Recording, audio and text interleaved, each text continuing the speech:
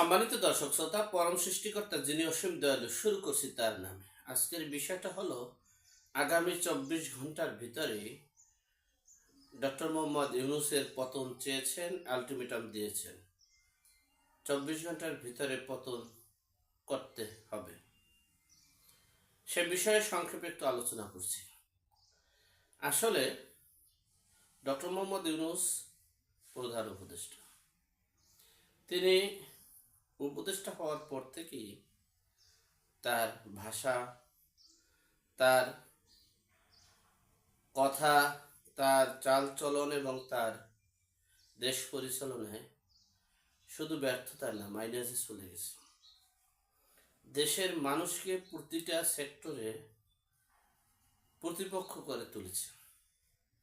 প্রথমেতেই দেশের জনগণকে দ্রব্যমূল্য ঊর্ধ্বগতি করে, নিত্য পণ্যের দাম বৃদ্ধি করে দেশের জনগণকে প্রতিপক্ষ করে তুলেছে। অপরদিকে রিসেট বাটন পুশ, স্বাধীনতার ইতিহাসকে অস্বীকার করা, সব কিছু মিলিয়ে দেশের জনগণকে প্রতিপক্ষ করে তুলেছে। একজন অটোরিকশা চালক, তিনি যে সুন্দরভাবে কথা বলেছেন, সেই কাণ্ড জ্ঞান নেই ডক্টর মোহাম্মদ ইউনূসের কাছে। একজন অটোরিকশা চালক বলেছেন যে অটোরিকশা বন্ধ করার আগে অনেক কিছু ভেবেচিন্তে করতে হয়। হঠাৎ করে একটা ডিসিশন নেওয়া মানে হলো উন্মাদ, পাগলের প্রলোভ। অর্থাৎ একজন সুস্থ মানুষ হঠাৎ ডিসিশন নিতে পারে না। হঠাৎ ডিসিশন একজন সুস্থ বিবেকবান মানুষ নিতে পারে না। ঠিক আছে, মোটর চালিত অটোরিকশাটা বিভিন্ন দিক থেকে অসুবিধা হতে পারে, সেটা পর্যায়ক্রমে আস্তে আস্তে এটাকে বিলুপ্ত করা যেতে পারে। প্রথমে তাদের হাইরোডে ওঠা বন্ধ করতে, মানে হাই রোড যেগুলো ভিআইপি রোডগুলোতে ওঠা বন্ধ করতে হবে। এরপরে আস্তে আস্তে মোটর চালিত রিক্সাদেরকে আস্তে আস্তে আস্তে আস্তে এটাকে বিলুপ্তির দিকে নিয়ে আসতে হবে। এরপরে কোনো মোটর চালিত যে অটোরিক্সাগুলো যাতে তৈরি না হয় সে ব্যবস্থা নেই। প্রথম সেক্টরটা হচ্ছে আমরা এই অটোরিক্সাগুলো হাইওয়ে রোডে করতে দেব না।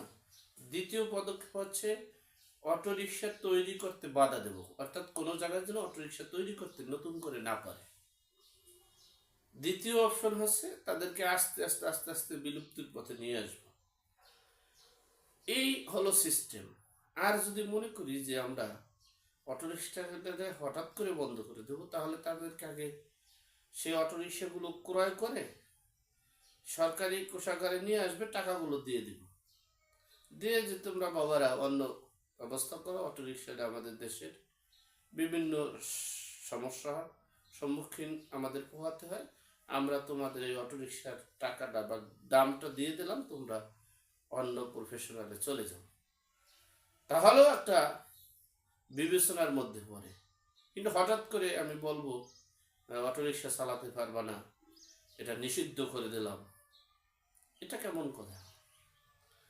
একজন রিক্সা চালক যদি তার বিবেক বুদ্ধি এভাবে থাকে, তিনি যদি এভাবে পরামর্শ দেয়, তারা বলে যে হঠাৎ যদি কোনো সিদ্ধান্ত নেওয়া হয়, যে ডক্টর মোহাম্মদ ইউনূস মনে করছে আন্তর্জাতিক ট্রাইব্যুনালে আওয়ামী লীগের নেতাদের নিয়ে ফাঁসি দেব, ঠিক তেমনি বলছে হয়ে গেছে, তেমনি অটোরিক্সা বন্ধ করে দেবে বলছে, বন্ধ করে দেব, প্রশ্নই আসে না।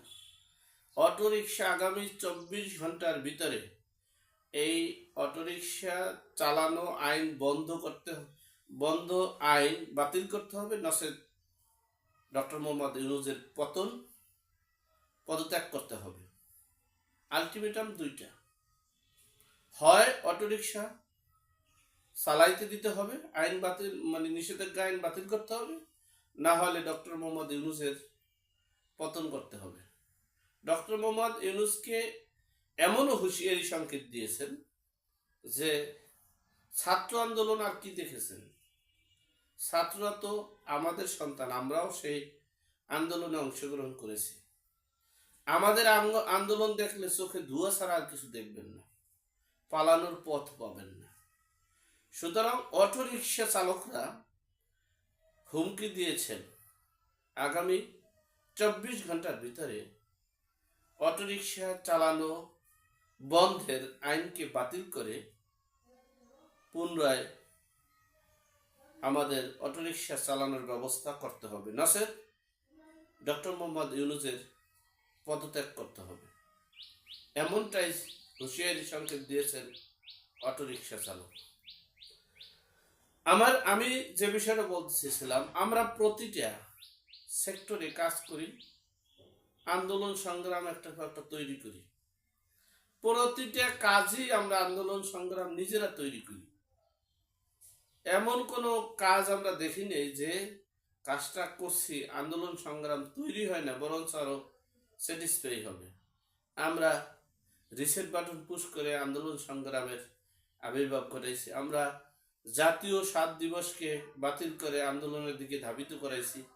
আমরা নিত্য পণ্যের দাম লাগামহীন করে দেশের সাধারণ জনগণকে আন্দোলনের মুখে দাঁড় করাইছি। আমরা প্রতিটা ডিপার্টমেন্টে এই যে শ্রমিকদের বেতন ভাতা নিয়ে আন্দোলনের মুখোমুখি করাইছি। এরপরে আমরা অটোরিকশাকে একবারে হঠাৎ করে 3 দিনের মধ্যে বিলুপ্ত করতে হবে, এই কাজগুলো করে আমরা জনগণকে উস্কানি দিচ্ছি। আর কিছুই আমি বুঝতে পারছি না, আমরা কেন জনগণকে উস্কানি দেব? আমরা ধাপে ধাপে ধাপে ধাপে আস্তে আস্তে পদক্ষেপ নেব, হঠাৎ করে কেন ডিসিশন নেব? এই অটোরিকশা চালকরা যদি ফুসে ওঠে, সরকার দূরের কথা, বাংলাদেশের কেউ পারবে না তাদেরকে দাবিয়ে রাখতে। তারা 24 ঘন্টা বলছে, 24 ঘন্টা লাগবে না যদি তারা ফুসে ওঠে। সুতরাং সরকারকে বলবো, এই অটোরিকশা বন্ধের আইন বাতিল করে পর্যায়ক্রমে আস্তে আস্তে এটাকে বিলুপ্ত করার জন্য অনুরোধ করছে। আর যদি সেটা না হয় তাহলে পালাবার পথও কিন্তু পাবেন না এই অটোরিকশা চালকের আন্দোলন সংগ্রামে। যাই হোক, আল্লাহ আমাদের সকলের বিপদ আপদ বালা মুসিবত থেকে যেন হেফাজত করে। আল্লাহ আমাদেরকে সকলকে হেদায়েত নসিব করুক, আমিন। আসসালামু আলাইকুম।